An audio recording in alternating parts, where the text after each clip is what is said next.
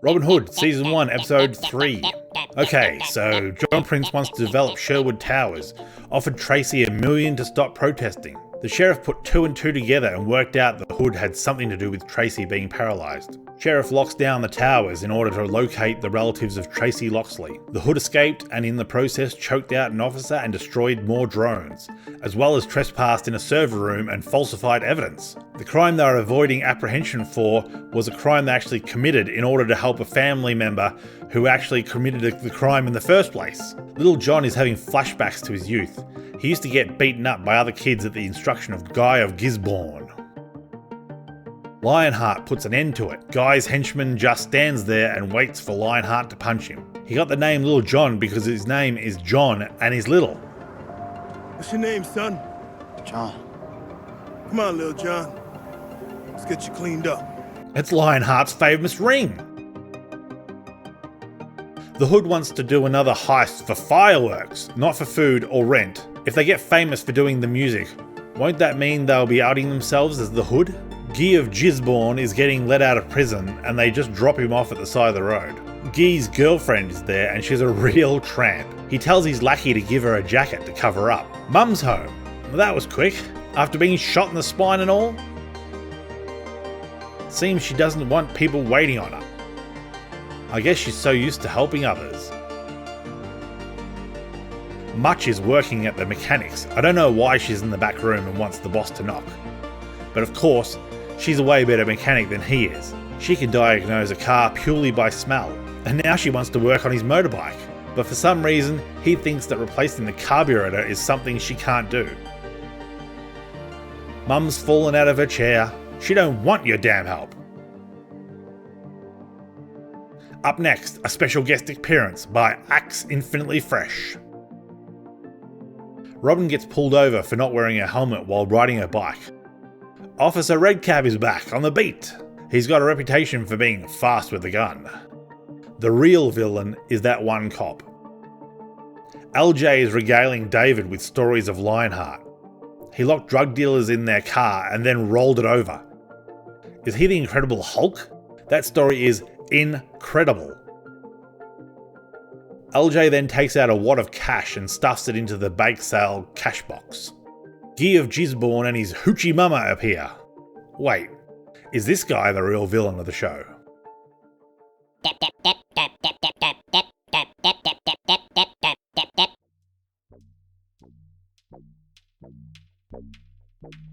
Guy threatens everyone and wants them to pay tribute. He takes all the money from their Lionheart Day donations. They really should tell the sheriff. Guy killed Lionheart according to LJ. They said that the cops could only get him on a weapons charge because no one would talk to the cops. So they have no one to blame but themselves. LJ is going to take care of it himself. He remembers Lionheart taught him how to fight, but he wouldn't let him defend himself. Okay, seems pointless. Lionheart says to breathe. Breathe. Breathe. Surely not an illusion to anyone. Lionheart says sometimes you gotta hit. You gotta hit hard. Not always. Sometimes you gotta hit. Sometimes you gotta hit hard. Lionheart seems full of wisdom. Seems like a cool dude. Guy of Gisborne bails LJ up in the tunnels and tells him that he likes the masks. Maybe he'll wear them one day after he washes the blood out. LJ, for some reason, has gone from wanting to end him to taking it like a bitch. He's alone. Break his neck. Guy tells LJ, join me or I'll tell them who you really are. Dude, end him now. Alan got the part much needed to fix the bike, but there's a big story about how he had to go to this guy and that girl. He blackmailed a restaurant. Robyn wants to take down Guy, so now LJ is on board. Hey, why not turn Redcap against Guy? 2 birds with 1 stone. The hoochie mama carries Guy's gun because he got a weapons conviction. Alan wants to hide their voices, but he's already confirmed that Guy knows that they're the Hood. Much starts the bike on the 2nd attempt. I hope she primed the carby. Robyn's practicing her archery with the bow she stole. She tells LJ she has some apples if he's feeling brave. Got some apples if you're feeling brave. That's William Tell, you idiots! LJ says they might have to kill, but he's never killed before because the army made him a medic. But if he gets the chance, don't get in my way. Mum's upset that Robyn didn't tell her that Redcap is back. And Guy of Gisborne is back too. Robyn says they'll take the fight to the enemy, but Mum says that they won't win a war. Guy goes to Lewis's garage to get his tribute, and decides it would be a good idea to crush his hand in a vice. Bro, how's he gonna get the money if he can't work? Guy's goon holds the bag of cash out far enough that Much can easily swipe it from the motorbike.